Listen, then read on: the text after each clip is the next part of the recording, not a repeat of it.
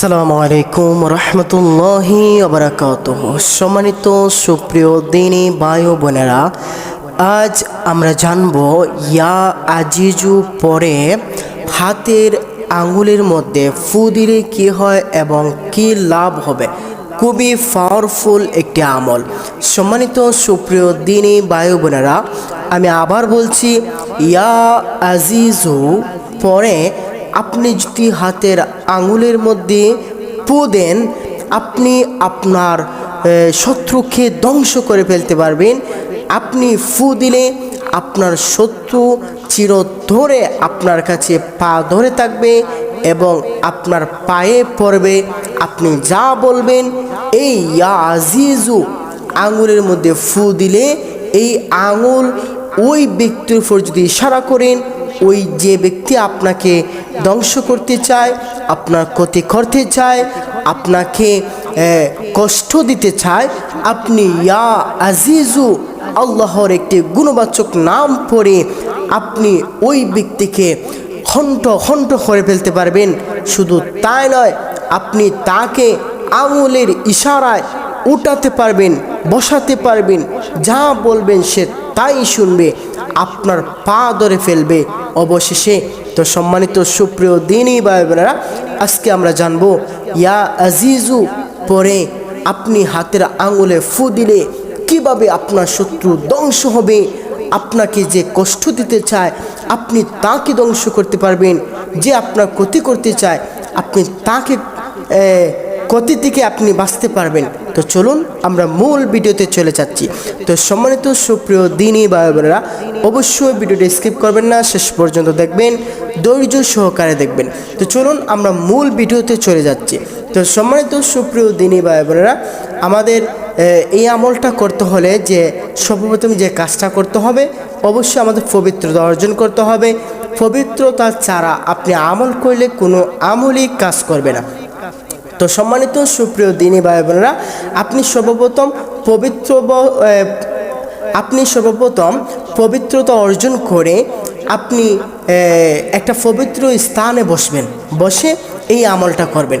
সর্বপ্রথম ইস্তিগফার 3 বার পড়বেন। আস্তাগফিরুল্লাহ রাব্বি মিন কুল্লি যামবি ওয়া আতুবু ইলাই, লা হাওলা ওয়ালা কুওয়াতা ইল্লা বিল্লাহিল আলিয়্যিল আযীম। এই ইস্তিগফার 3 বার পড়বেন। যদি ইস্তিগফার না পারেন তাহলে আস্তাগফিরুল্লাহ আস্তাগফিরুল্লাহ আস্তাগফিরুল্লাহ 3 বার পাঠ করবেন। ইস্তিগফার 3 বার পাঠ করা হয়ে গেলে আপনি 3 বার দুরূদ শরীফ পাঠ করবেন। সেটা দুরূদ ইব্রাহিম পড়তে পারেন। যদি দুরূদ ইব্রাহিম না পারেন তাহলে সংক্ষিপ্ত দুরূদ পড়বেন, সাল্লাল্লাহু আলাইহি ওয়াসাল্লাম সাল্লাল্লাহু আলাইহি ওয়াসাল্লাম সাল্লাল্লাহু আলাইহি ওয়াসাল্লাম। দুরূদ শরীফ যখন 3 বার পড়া হয়ে যাবে, আপনি আল্লাহর গুণবাচক নাম, যেই নামের কথা কুরআন মাজিদে লেখা রয়েছে, এই নাম ইয়া আজিজু, আল্লাহর একটি গুণবাচক নাম ইয়া আজিজু। এই ইয়া আজিজু খুবই পাওয়ারফুল একটি নাম। এই নামের শক্তি অসীম। তাই আপনি এই নামটা পড়বেন 41 বার। ইয়া আজিজু ইয়া আজিজু, এইভাবে 41 বার পরে আপনি আপনার শাহাদাত আঙ্গুল, এই আঙ্গুলটির উপর ফু দিবেন। 41 বার ইয়া আজিজু পাঠ করে এই শাহাদাত আঙ্গুলের মধ্যে ফু দিবেন। দেওয়ার পর আপনি আবার দুরূদ শরীফ 3 বার পাঠ করবেন। সংক্ষিপ্ত দুরূদ পড়বেন, সাল্লাল্লাহু আলাইহি ওয়াসাল্লাম সাল্লাল্লাহু আলাইহি ওয়াসাল্লাম সাল্লাল্লাহু আলাইহি ওয়াসাল্লাম। দুরূদ শরীফ পাঠ করা হয়ে গেলে আবার একটা ফু দিবেন শাহাদাত আঙ্গুলের মধ্যে। এরপর যে কাজটা করতে হবে, আপনি এই শাহাদাত আঙ্গুল আপনার যে পেট আছে, পেটের চতুর্দিক এই আঙ্গুল দিয়ে ঘুরাই দিবেন, আপনি স্পর্শ করবেন। এরপর আপনার বুকে স্পর্শ করবেন, এরপর আপনার মুখে স্পর্শ করবেন। এইটা করার পর শত্রু কখনো আপনাকে ধ্বংস করতে পারবে না, আপনার কোনো ক্ষতি করতে পারবে না।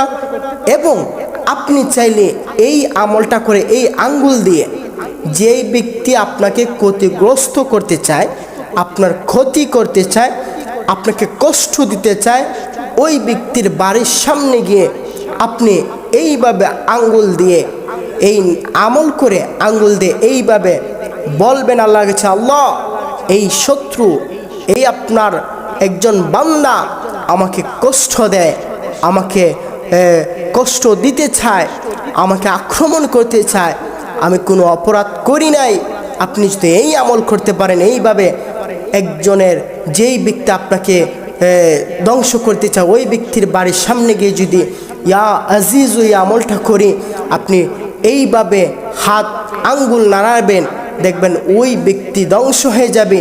আল্লাহ রাব্বুল আলামিন আপনাকে ওই ব্যক্তির কাছ থেকে বাঁচাবেন। এইটা হচ্ছে কুরআনিক আমল। এই কুরআনিক আমল কখনো বিফলে যায় না। তো সম্মানিত সুপ্রিয় দ্বীনী ভাই বোনেরা, আজকের ভিডিওটা অত্যন্ত কার্যকরী।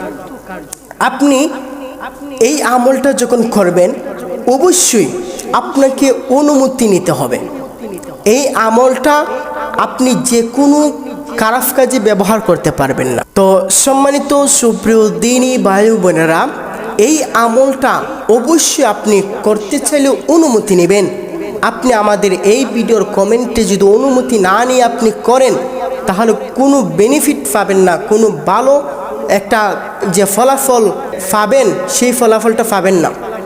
কারণ আপনি যদি নিয়ত সহি না হয়, আপনার যদি খাস নিয়ত না হয়, আপনি এই আমলটা করতে পারবেন না। তো সম্মানিত সুপ্রিয় দ্বীনী ভাই বোনেরা, এই আমলটা খারাপ কাজে ব্যবহার করা যাবে না। তাই আপনি এই আমলটা যদি করেন, আপনার আমলটা করতে হলে অবশ্যই আমাদের এই ভিডিওর কমেন্টে অনুমতি নেবেন। অনুমতি নিয়ে আপনি এই আমলটা করবেন।